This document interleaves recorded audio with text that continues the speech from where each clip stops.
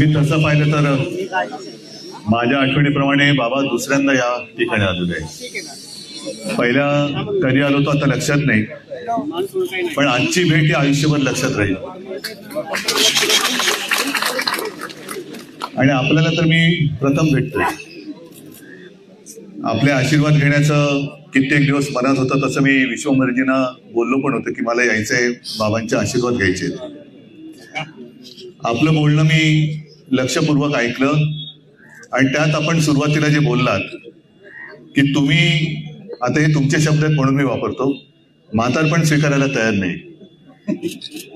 आजही तुम्ही प्रेरणा देतात आम्हाला. माझं मत आहे प्रेरणा कधीच म्हातारी होऊ शकत नाही. मी येताना एक सरकारी ताफा गेला, त्याच्यात जयंतराव तुमचे पूर्वाश्रमीचे नेते होते.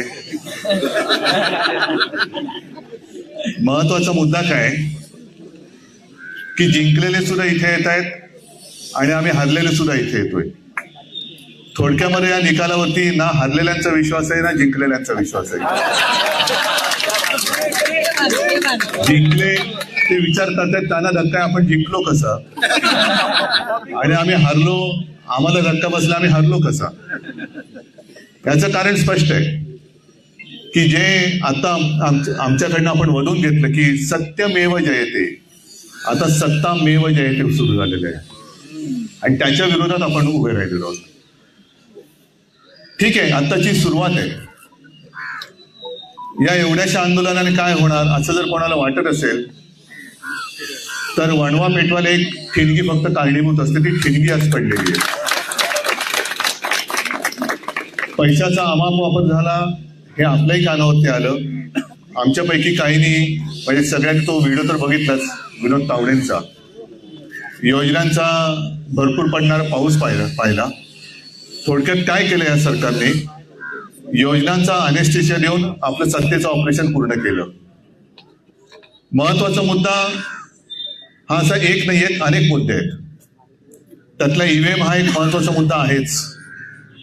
आणि म्हणून मी मगाचा जो उल्लेख केला की जिंकलेले सुद्धा हरल्यासारखे येतात आणि हरलेले सुद्धा जिंकल्यासारखे इथे येत आहेत,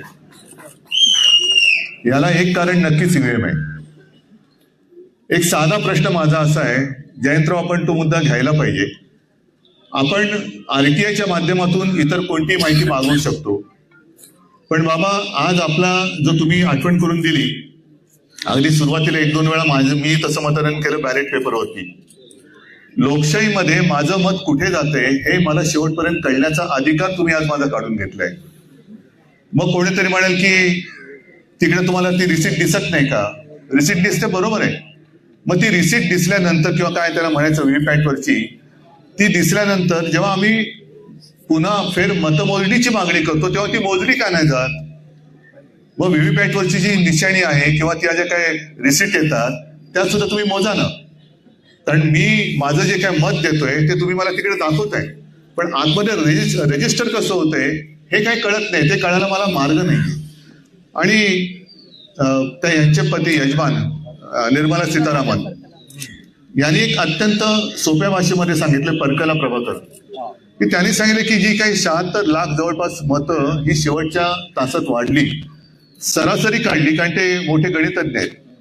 एवढ्या 76 लाखांची जर का सरासरी काढली तर महाराष्ट्रातल्या प्रत्येक मतदान केंद्रावर किमान 1000 लोकांची रांग पाहिजे. मला कल्पना नाही आपल्यापैकी किती लोकांनी शेवटच्या तासामध्ये 1000 लोकांची रांग बघितली. कुठेही तसा फोटो आला नाही, काही नाही. आणि सगळ्यात महत्वाचं म्हणजे आज एवढं मी 500पेक्षा जास्त राक्षसी बहुमत मिळाल्यानंतर महाराष्ट्रात आनंदोत्सव का नाही? सगळ्यांची चेहरे हे असे विस्मयकारक काय आहेत? एवढं राक्षसी बहुमत मिळाल्यानंतर सुद्धा काही जणांना शेतात पूजा अर्चा करायला जावं का लागतंय? राजभवनवरती जायला पाहिजे. आम्ही तर गेलो होतो, आमचं तर काय, आम्ही 25-30 वर्ष एकमेकाच्या विरोधातच लढलेली माणसं होतो. पण जेव्हा आमची महाविकास आघाडी झाली तेव्हा पहिल्या प्रथम तेव्हा तर काय राष्ट्रपती राजवट लावली होती. आज कोणीही दावा केलेला नाही. विधानसभेची मुदत संपून गेलेली आहे तरी राष्ट्रपती राजवट का लागली गेलेली नाही? ह्या सगळ्या प्रश्नाचं उत्तर कोणाकडेच नाहीये. आणि एवढं बहुमत मिळाल्यानंतर सुद्धा राजभवनावरती जायच्याऐवजी लोक शेतात का जातात, अमावस्येचा मुहूर्त का घेतात, अजूनही दावा का केला जात नाही, हा महत्वाचा प्रश्न आहे.